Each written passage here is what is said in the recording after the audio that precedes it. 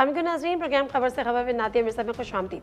नाज़रीन, जो आज सियालकोट में हुआ वो तो होना ही था, एक ना एक दिन में होना ही था, लेकिन जो गलत बात है वो ये है कि इसको मजहबी रंग देने की कोशिश की गई, जिसको बाद में खुद चीज़ें जब क्लैरिटी हुई तो जो खुद मसीह बरादरी थी उसने भी इस चीज़ को रूल आउट किया और उन्होंने कहा जी ऐसी कोई बात नहीं थी।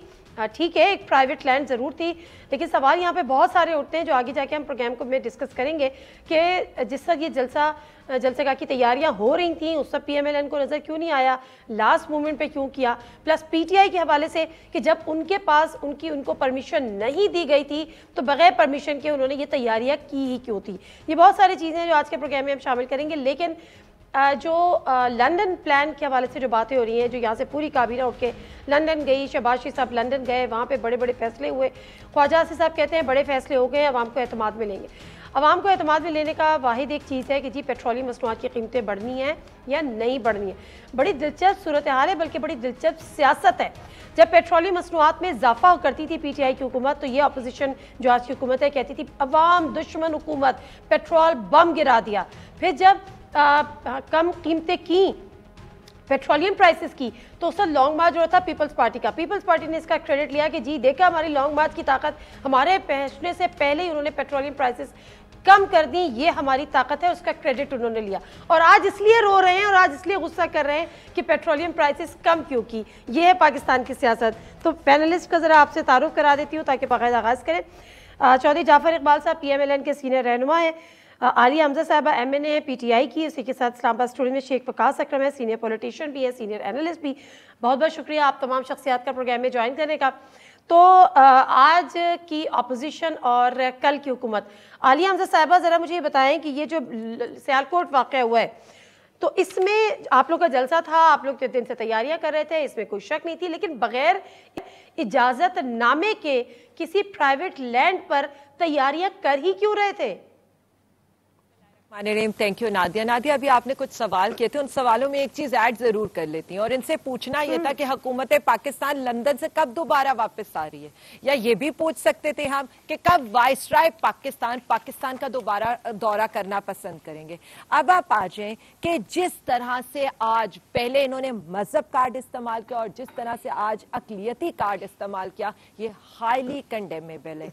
इसी ग्राउंड में ख्वाजा आसिफ 2 जलसे कर चुके हैं, वुमेन कन्वेंशन हो चुका है, क्रिकेट होती है, DC साहब को कहा गया 30 लाख जमा करा रहे हैं, अगर कुछ भी हुआ तो हम उसके जिम्मेदार हैं, हम हर तरह की इजाजत ली थी नहीं ली थी? सुन लें, बिल्कुल जी, ये इनके साथ अगले, अब मुझे ये बताएं कि इतने अरसे से इनको पता था, इन्हें जब सुबह सुबह क्यों याद आया कि इन्होंने आके वहां पर क्रेनें करनी है? वैसे तो मैं एक समझने वालों के लिए एक बात कर दूं, अवाम अगर क्रेन के आगे लेट सकती है ना, तो अवाम फिर किसी और चीज के आगे भी लेट सकती है। जो उनको आप समझा रही हैं उनको समझा लीजिएगा, वो टैंकर के आगे लेटेंगे। मैं सिर्फ एक सवाल है, इजाजत नहीं मिली थी फिर भी आप लोगों ने, उनकी नाअहली है कि उन्होंने नोटिस देर से लिया, बट आपने इजाजत ली थी नहीं ली थी? ऐसा कुछ भी नहीं है नादिया, ये नेगोशिएशंस करते रहे हैं, ये इन्होंने कहीं पर हमसे ना नहीं की है, और ये ना तब हुई है जब वहां से वो जो होटल के पहले वजीर आला और फिर हाईकोर्ट के वजीर आला बने, उनके अहकामात आए, उससे पहले कोई ऐसी चीज नहीं थी।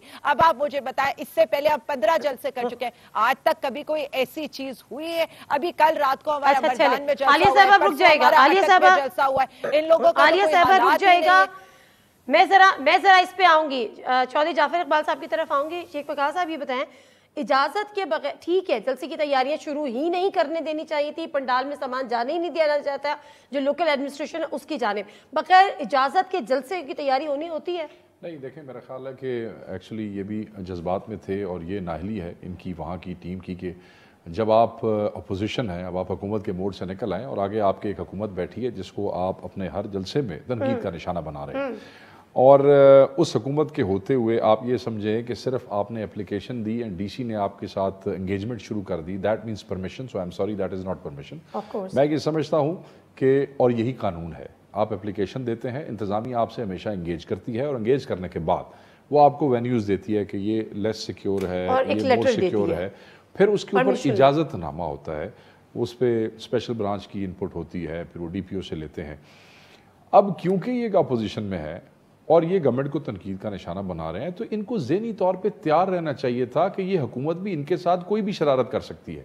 अच्छा, ये हुकूमत की शरारत थी? देखें ना, हुकूमत के मैं आपको बताऊं, एक डिप्टी कमिश्नर अगर इनको नहीं वो जगह देना चाहता, डिप्टी कमिश्नर और डीपीओ को तो पहले दिन का पता है ना कि प्राइवेट जगह है। हाँ। तो उनको पहले दिन, दूसरे दिन, 5वें दिन, 7वें दिन, 8वें दिन कह देना चाहिए था कि डार साहब तुसी भोले जरूर हो मगर असी इतने भोले नहीं है, इतने थोड़ा जलसा नहीं हो सकता बिकॉज कम्युनिटी नहीं मानती और इट्स अ प्राइवेट लैंड, आप उनसे लिखवा के ले आए, आप उनसे लिखवा।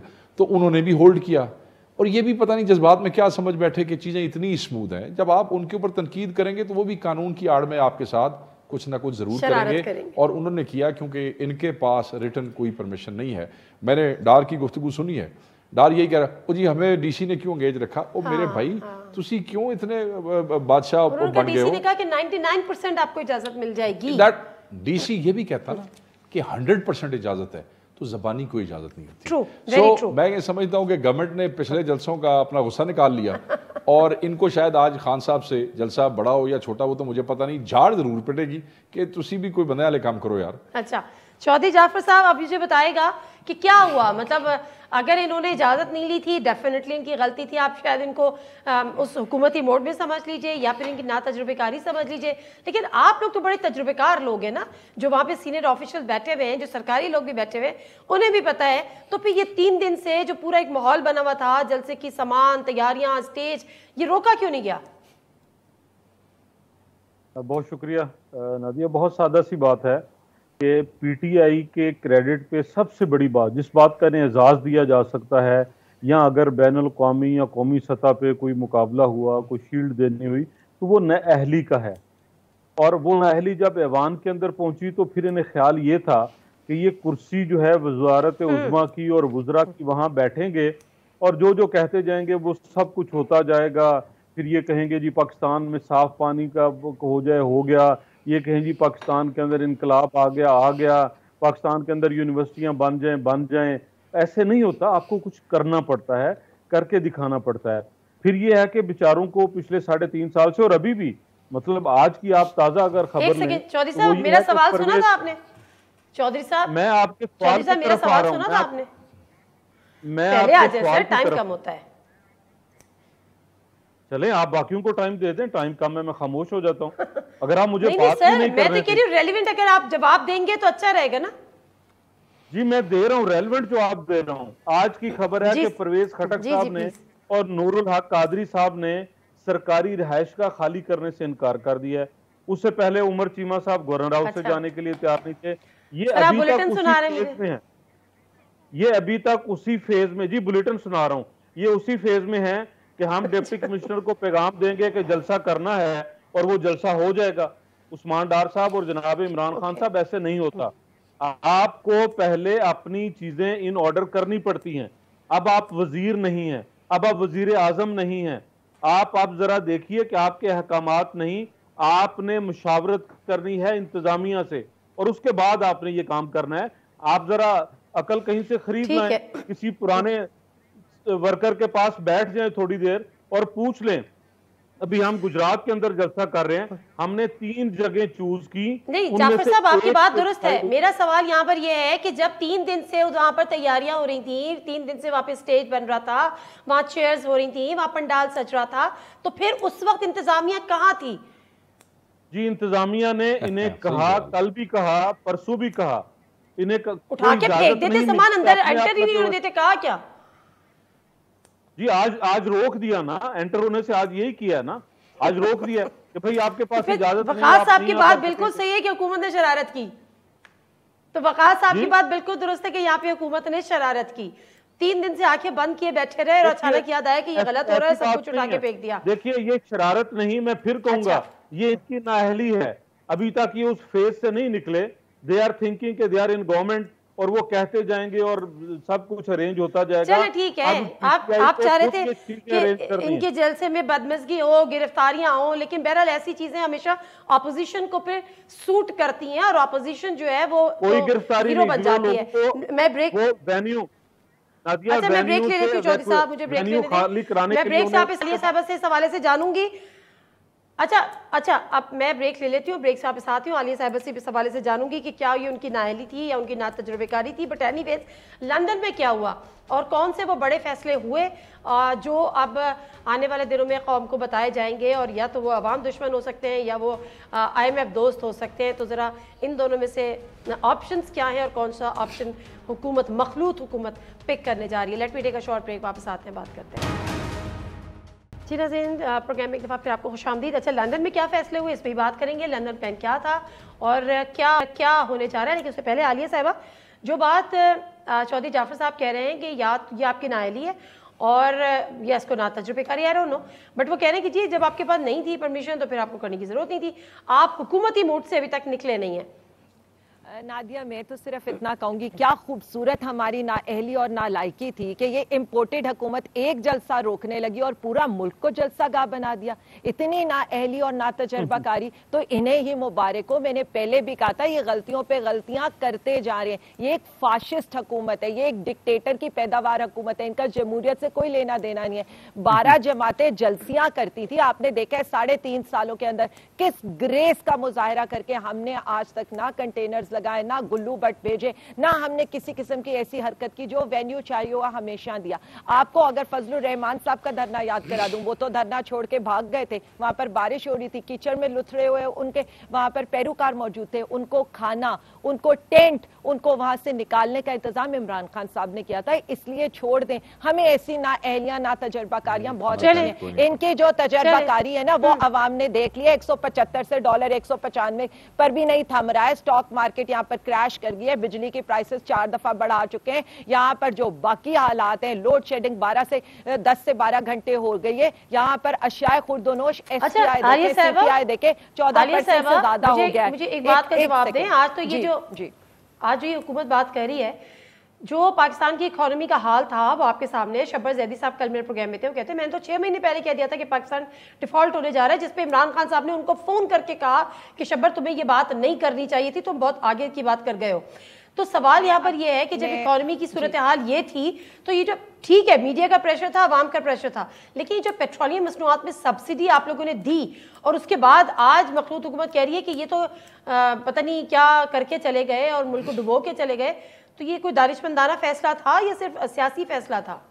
नादिया, बड़ी खूबसूरत आपने बात की और बड़ा अच्छा किया है। आपको याद है सिर्फ 1 महीना पहले 7 मार्च से पहले की स्टेटमेंट है मिफ्ता इस्माइल साहब की, 12 रुपए यूनिट होना चाहिए इलेक्ट्रिसिटी का। पढ़े लिखे लोग हैं, समझदार हैं। पेट्रोल उनके लिहाज से तो होना चाहिए था 130 रुपए का, और बाकी चीजें जो है वो तो 100 रुपए पर उन्हें बेचनी चाहिए थी। तो वो तो बड़ी समझदारी से ये सारी बातें कर रहे थे और हमें वो कह रहे थे हमने IMF के आगे अपना सारा जो है अपनी हुकूमत बेच दी है। अब ये यकदम ये जो पलटा खाया गया है, जो कल तक पेट्रोल का सारा, जब हम महंगा करते थे तो वो पेट्रोल बम हो जाता था, जब पेट्रोल हमने सब्सिडी दे दी तो इन्होंने ये कहा है कि जी ये तो आलमी महंगाई है। देखें, 2 स्टैंडर्ड्स नहीं चल सकते, ये इन लोगों के साथ हुआ है। IMF के आगे भिखारियों की तरह आप पहुंचे, तब भी वो आपको लिफ्ट नहीं करा रहे। सौदिया भीख मांगने नहीं, भिखारियों की तरह ये पहुंचे तो आप भी भिखारियों की तरह ही पहुंचे थे। देखिए मेरी बात सुने, 10 बिलियन, नादिया बड़ा सादा सा असूल है ना, 10 बिलियन डॉलर एक हुकूमत ने लिए, 8 बिलियन डॉलर एक हुकूमत ने लिए, हम बेचारे तो 2 बिलियन डॉलर लेने वाले। अच्छा, अब आप बड़े मजे की इनकी बात तो सुन लेना। अब स्टोरी ये तो है नहीं, स्टोरी तो ये है कि जब आपके लिहाज से ये सारी चीजें इतनी सस्ती होनी चाहिए थी तो हुकूमत में तो आप आए इसीलिए थे। हुकूमत में तो हम महंगाई कंट्रोल करने आए थे, वो बाद में हमें पता चला कि महंगाई। प्लस देखे, एक लास्ट बात करके आप चले जाइएगा। ब्लूमबर्ग की रिपोर्ट 6 महीने पहले की उठा ले, मेरी रिपोर्ट नहीं है। इकोनॉमिस्ट की रिपोर्ट 6 महीने पहले की उठा ले, अच्छा ठीक है, अच्छा ठीक है, रिपोर्ट उठा ले, IMF की रिपोर्ट उठा ले, जो उन्होंने खुद मिफ्ता इस्माइल को पकड़ा है। ये हमारी हुकूमत में क्या था। अच्छा ठीक है, चौधरी जाफर इकबाल साहब, अब क्या करने जा रहे हैं? मुश्किल फैसले लेने हैं, सियासी मुश्किल तरीन फैसले आप लोग के होंगे। आप लोग की जो पार्टी की सियासत है वो उस पर डिपेंड करेगी। अगर आप अवाम दोस्त फैसले करते हैं तो फिर आप कीमतें कैसे बढ़ाएंगे? अगर आप कीमतें नहीं बढ़ाएंगे तो IMF से आप कर्जे कैसे लेंगे? क्या सोचा है? क्या लंदन प्लान है? क्या लंदन विजिट पे तय हुआ है? नादिया, लंदन प्लान बहुत सादा और बहुत आसान है कि हमने जिस गंभीर हालात में और जिस नहज तक ये नहल इस हुकूमत, इस मुल्क को पहुंचा गए हैं, उसे वापस लाना है उस सतह पे जहां मुल्क के अंदर सियासी इस्तेहकाम भी हो और जहां मुल्क के अंदर मुआशी इस्तेहकाम भी हो और आम आदमी की जिंदगी आसान हो। अब 3.5 साल का जो गंद है और नाअहली है, और एक से ऊपर अभी शुरू में शेख वकास साहब ने गंदम एक्सपोर्ट करने का, मतलब इतने नालायक लोग थे, ऐसे ऐसे फैसले किए कि आज तक उनको पाकिस्तान भुगत रहा है। तो हमें बिल्कुल ये चैलेंजेस भी पता थे। हम इमरान खान की तरह नहीं कहेंगे जी वो मनु पता नहीं सी जी कितने गाल पहुंची है, हमें सब पता है और हमें आता है काम करना, हमने काम करके दिखाना है। हाँ, 2-4 हफ्ते 6 हफ्ते में ये 3.5 साल का काम हल नहीं होगा, लेकिन एक बात में बिल्कुल पूरी यकसुई से, वो लंदन में भी बात हुई, हुकूमत लेने से पहले भी हुई, हुकूमत लेने के बाद भी, प्राइम मिनिस्टर साहब की सतह पे भी और चीफ मिनिस्टर साहब की सतह पे, कि हमने इन चीज़ों को दुरुस्त करना है। और बिल्कुल हमारे पास वो कॉम्पिटेंट टीम है। हम ऐसे नहीं है कि वफाकी वजीर वो जूते उठा के टेबलों पे रख के बैठे हों और अपना काम ना आता हो। हम ऐसे नहीं है कि 3.5 महीने बाद वजारतें बदल दें। हमारे वो लोग हैं जिन्होंने 5-5 साल एक महीना तो हो गया, एक महीना तो हो गया, स्टॉक मार्केट गिर गई है, रुपए की कीमत गिर गई है, डॉलर की उड़ान ऊंची है, बिल्कुल। अब मैं अगर एक महीने की बात करूंगा, पेट्रोलियम प्राइसेस, इस सब फांसी का फंदा लटक रहा है। कोई डिसीजन हमारे सामने फिलहाल नहीं आया। जी बताता हूँ ना, एक महीने की, और ये इन चीजों की बात करूंगा तो आप फिर कहेंगे कि न्यूज बुलेटिन न सुनाए। जब आपका पाला ऐसे लोगों से पड़ा हो जहां सदर साहब काबीना से हलफ लेने के लिए तैयार नहीं, गवर्नर साहब वजीर आला और कैबिनेट से हलफ लेने के लिए तैयार नहीं, वुजरा घर और दफ्तर और गाड़ियां छोड़ने के लिए तैयार नहीं, तो क्या मैसेज आता है? क्या मरहूम मगफूर सदर ममनून और आप माजरत के साथ चौधरी साहब, आपके इस मखलूत हुकूमत के, अब जो हुकूमत है उसके लोग असेंबली आने को तैयार नहीं। 8 लोगों पे हमारा असेंबली का लास्ट इजलास हुआ है। शेख वकास साहब, लंदन प्लान, क्या बड़े फैसले होंगे? इत्तेहादी ये बोझ लेने को तैयार है या ये बोझ अकेले नून लीग के कांधों पे पड़ेगा? देखें, ये बोझ अल्टीमेटली सिर्फ नून लीग के कांधों पे पड़ेगा। अच्छा, जो आज इत्तेहादी हैं वो कल भी इत्तेहादी रहेंगे। या वो नून लीग के इत्तेहादी बन जाएंगे, या अगले इलेक्शन में पीटीआई के इत्तेहादी बन जाएंगे। ये मैं आपको बड़ा वाज़े बता दूं, उनको पता है कि, हाँ, उनको पता है कि हमारी गिनी चुनी सीटें हैं मरकज में। पीपल्स पार्टी की पंजाब में प्रेजेंस बड़ी कम है, उनको पता है बड़ी कम सीटें हैं। उन्हें पता है हमें सिंध मिल जाएगा जिस तरीके से भी मिलेगा, ठीक है। मौलाना फजल रहमान को पता है कि मैंने तो वज़ीर आज़म बनना नहीं, कल भी मैं होवांगा तो किसी दा इत्तेहादी होवांगा। ये जो हमारे बलोच भाई हैं, जो वज़ीर साहब जिनके बाल बाल वहाँ पे, वो भी इत्तेहादी रहेंगे। वो जो जमहूरी वतन पार्टी है, इत्तेहादियों ने इत्तेहादियाँ रहना, उन्होंने कोई फ़र्क नहीं पैंदा। उन्होंने गंदे नहीं होना, उन्होंने ख़राब नहीं होना, उन्होंने अवाम को जवाब नहीं देना। अवाम को जवाब उन्होंने नहीं देना है जो प्राइम मिनिस्टर की सीट के ऊपर बैठे हैं। ये देखें ना, जो ड्राइविंग सीट पे होता है, एक्सीडेंट का सवाल जवाब उसी से किया जाता है जो वो बच जाए। तो वोट ऑफ नो कॉन्फिडेंस के बाद मैं ये समझता हूँ कि ये एक गलत असेसमेंट थी जो बामर मजबूरी इनको करनी पड़ी। वो मजबूरी क्या है वो भी चीज़ें किसी दिन सामने आ जाएंगी और मियां साहब को बताएंगे। अच्छा, उसके बाद ये हो गए, ये फंस गए हैं और ये इन्होंने अपने साथ ज्यादती की है एज अ पॉलिटिकल पार्टी। अब इलेक्शन अर्ली न कराएं तो नुकसान, अर्ली कराएं तो नुकसान। एक पार्टी जिसका वोटर उससे नाला था, एक पार्टी जिससे मैं आपका नहीं पता, मैं नाला हूंगा एज एन इंडिपेंडेंट आदमी। मैंने इतने महीने इतने साल उनका नाक़िद रहा हूं बड़ा सख्त। अचानक अगर वो पूरा टेन्योर करते तो शायद उन्हें वो क्या कहते हैं कि चिराग जलाने से भी उम्मीदवार ना मिलते।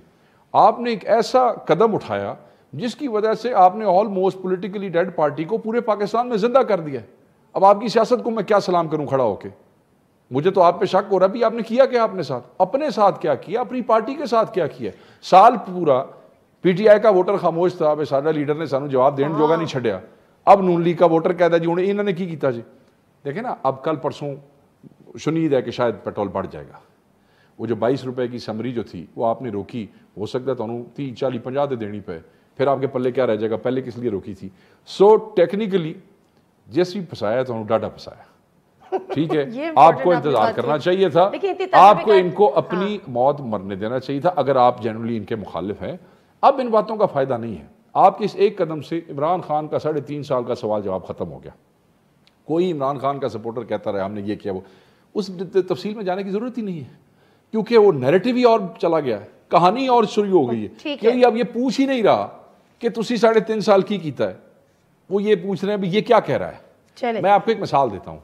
अगर इमरान खान के जलसे जो है, इंडिपेंडेंटली मैं बात कर रहा हूँ, अगर तकलीफ दे ना होते हुकूमत वक्त के लिए तो मरियम साहिबा कभी भी काउंटर जलसों का शेड्यूल ना अनाउंस करते। एग्जैक्टली जी, हमने तो ये इन्होंने नून लीग ने अपने साथ 3.5 साल कुर्बानियां दे, जेलें काट, मेहनत कर, अखीर हर शय ना कूड़े पाछ लीजिए। चले मैं एक ब्रेक ले लेती हूँ, ब्रेक से वापस आती हूँ। तो ये मशवरा PMLN को क्या था, या फिर ये खुद ही इन्होंने अपने पैर पे कुल्हाड़ी मारी है, या किसी ने लाके कुल्हाड़ी रखी है और उन्होंने उस पर अपना पैर मारा है।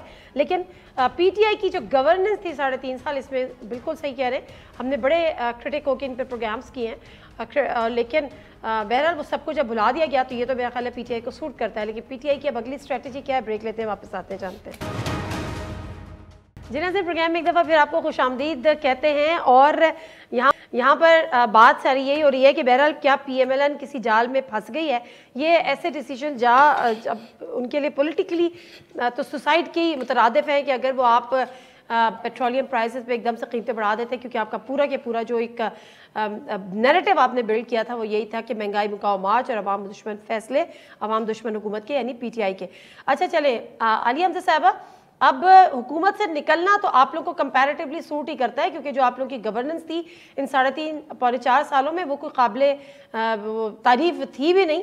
अगली स्ट्रेटजी क्या है? लॉन्ग मार्च की कॉल देंगे? पाकिस्तान इस दिवालिया होने के करीब है, पॉलिटिकल इनस्टेबिलिटी का मुतहम्मिल भी शायद नहीं हो सकता, क्या सोचा है?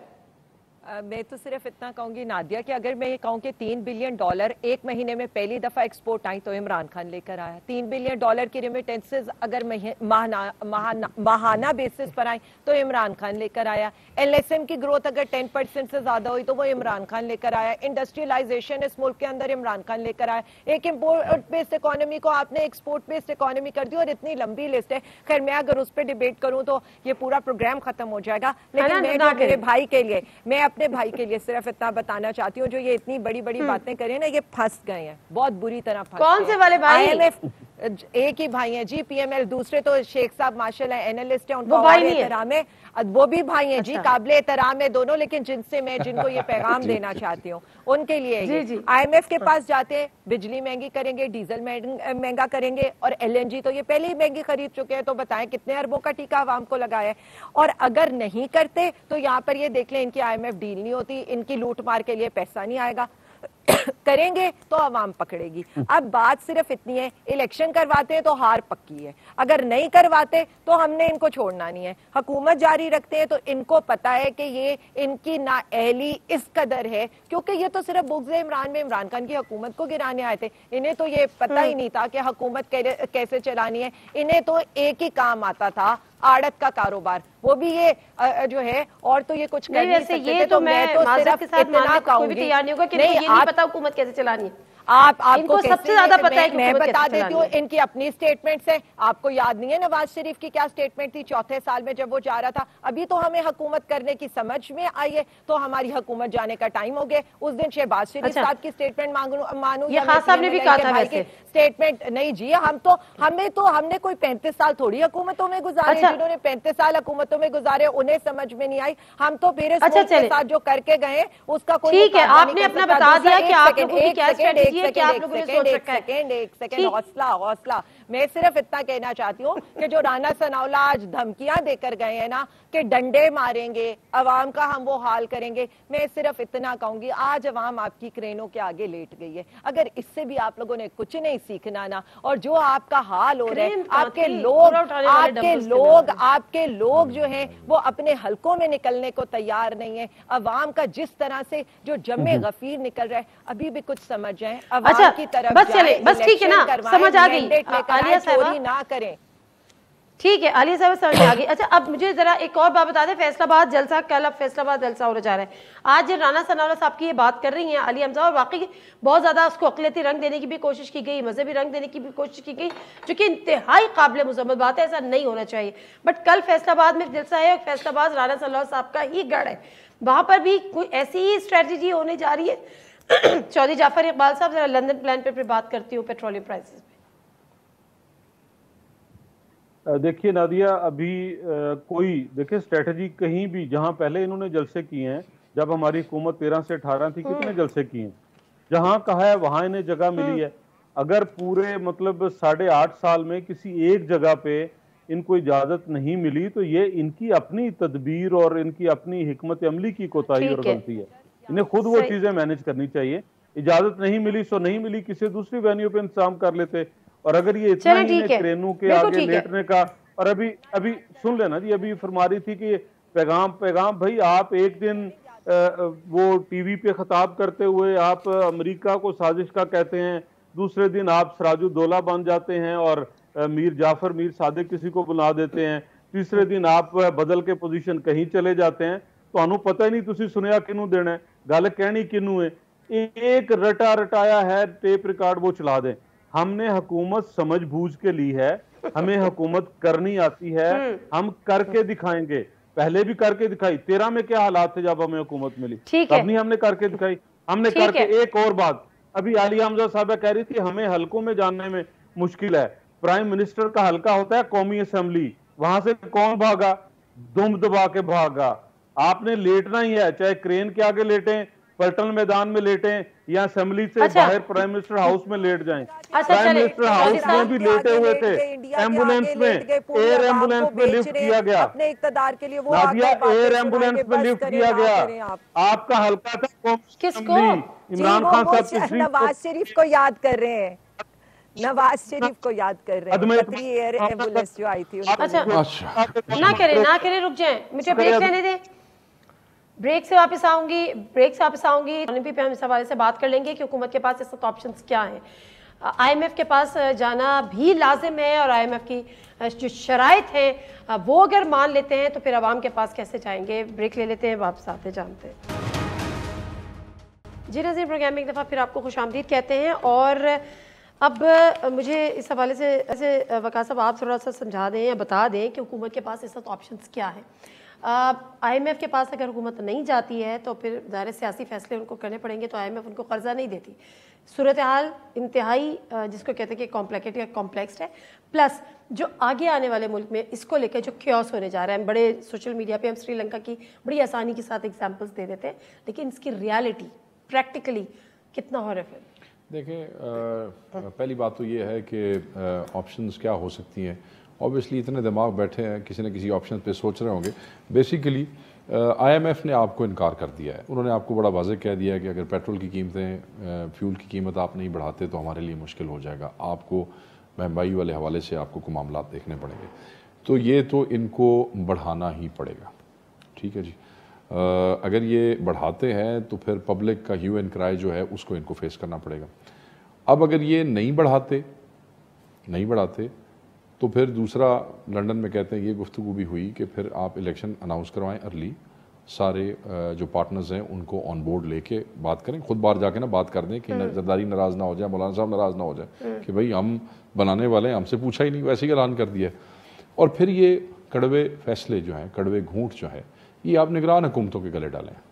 निगरान हुकूमत आए, क्योंकि देखें ना, आप अगर आप नहीं, ये मैं उसको अगर आप नहीं बढ़ाते तो ज़्यादा देर तक जो इंटरनेशनल मार्केट के अंदर तेल की कीमतें हैं, या जो आपके हालात हुए या वो 10 रुपये जो कम हुए, ये ज़्यादा देर तक आप इस तरह उसको सस्टेन नहीं कर सकते हैं।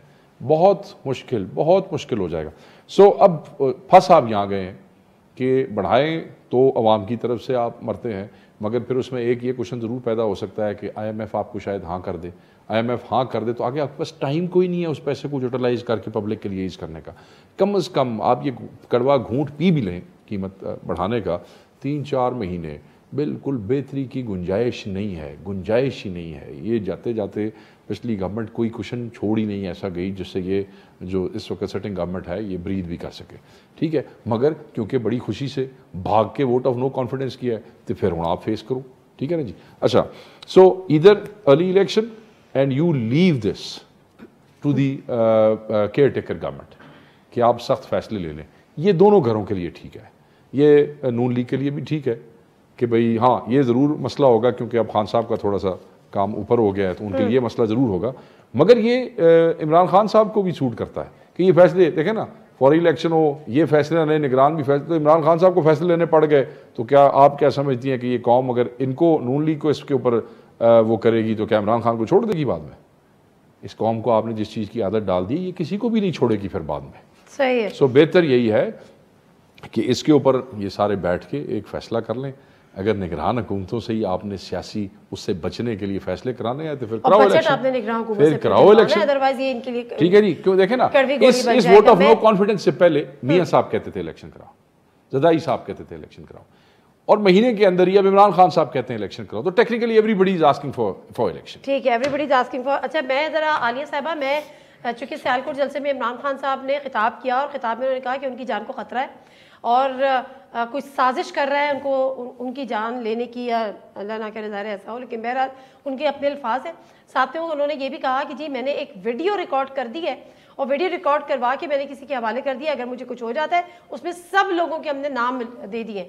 तो ये जो कुछ आप बताएंगी ये किसकी तरफ इशारा है, कौन उनकी जान लेने के दर पे है, कौन ये साजिशें कर रहा है, क्या ये भी अमेरिका है?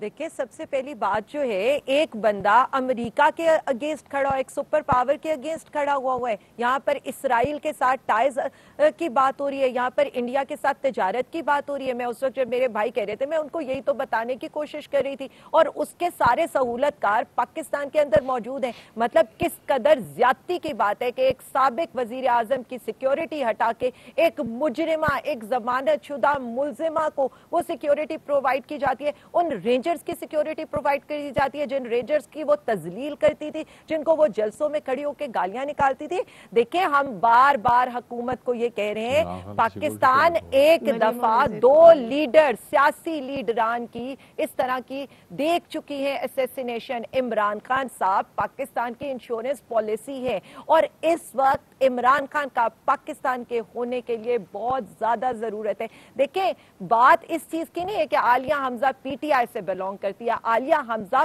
पाकिस्तान से भी बिलोंग करती है। इस वक्त जो इस एक जिसे कहे महीने के अंदर पाकिस्तान के साथ हो चुका है, हम तो सिर्फ इतना कहेंगे, खुदारा इस मुल्क पर रहम करे, अवाम पर रहम करे। जब कोई देख ले उनके बारे में, उनकी तादाद के बारे में देख ले, वो तैयार है। मैं इस टेन्योर की बात कर लेता हूँ, और न 3.5 साल में अच्छा हुआ, न पिछले 2 महीने अच्छा हुआ। पाकिस्तान की कोई इंश्योरेंस पॉलिसी नहीं है। पाकिस्तान अल्लाह के नाम पे बनाया गया था, और अल्लाह ने इसको बचाना है। ये रोल जो है, ये किसी इंसान के जिसको अल्लाह ने जिम्मेदारी दी होगी को बहुत ज्यादा, let's not assume all the role. मेरा टाइम बिल्कुल खत्म हो गया। चौधरी जाफर इकबाल साहब, कुछ चीजें जाननी थी, लेकिन इंशाल्लाह thank you very much. Alia आपका भी शुक्रिया, वक़ास साहब आपका भी शुक्रिया, चौधरी साहब आपका भी शुक्रिया। प्रोग्राम से नादिर मिर्ज़ा को इजाज़त दीजिए, अल्लाह हाफ़िज़।